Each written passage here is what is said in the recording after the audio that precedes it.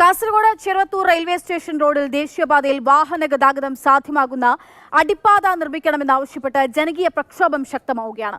സമരസമിതിയുടെ അനിശ്ചിതകാല റിലേ നിരാഹാര സമരം ആരംഭിച്ചിട്ട് ഇന്നേക്ക് 8 ദിവസമായി.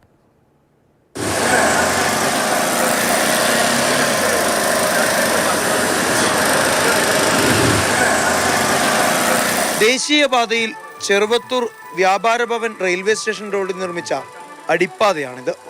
ആളുകൾക്ക് തലതട്ടാതെ കഷ്ടിച്ച് കടന്നു പോകാൻ കഴിയും. ഇടുങ്ങിയ അടിപ്പാതയിലൂടെ ഇരുചക്ര വാഹനങ്ങളും ഓട്ടോറിക്ഷകളും ഇരുവശത്തേക്കും ഒരുമിച്ച് കടന്നു പോകാൻ കഴിയാത്ത സാഹചര്യമാണ്.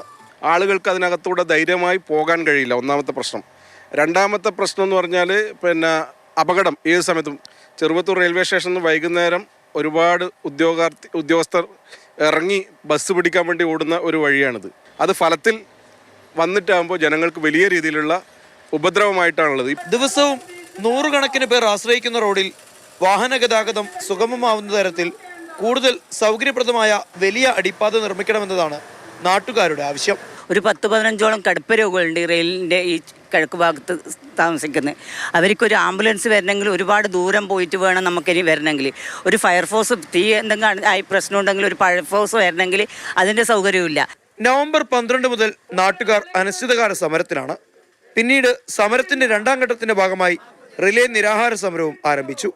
വികസനം വന്നാന്ന് എല്ലാ രാഷ്ട്രീയക്കാരും പറയുന്നത്. വികസനം എങ്കിൽ വികസിപ്പിക്കണം. ഈ വികസിപ്പിക്കാൻ വേണ്ടി മാത്രമാണ് ഞങ്ങളിവിടെ കഷ്ടപ്പെടുന്നത്. ഇത് വികസിപ്പിച്ചാൽ മാത്രമേ ഈ ചെറുവത്തൂരിൻ്റെ വികസനം ഉണ്ടാവുള്ളൂ, അല്ലെങ്കിൽ മുരടിച്ചു പോകും. കുറച്ചു ദിവസം മുൻപ് ദേശീയപാതയിലെ സമരപന്തൽ പോലീസ് പൊളിച്ചു നീക്കിയിരുന്നു.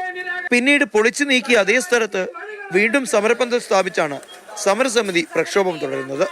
മാതൃഭൂമി ന്യൂസ്, കാസർഗോഡ്.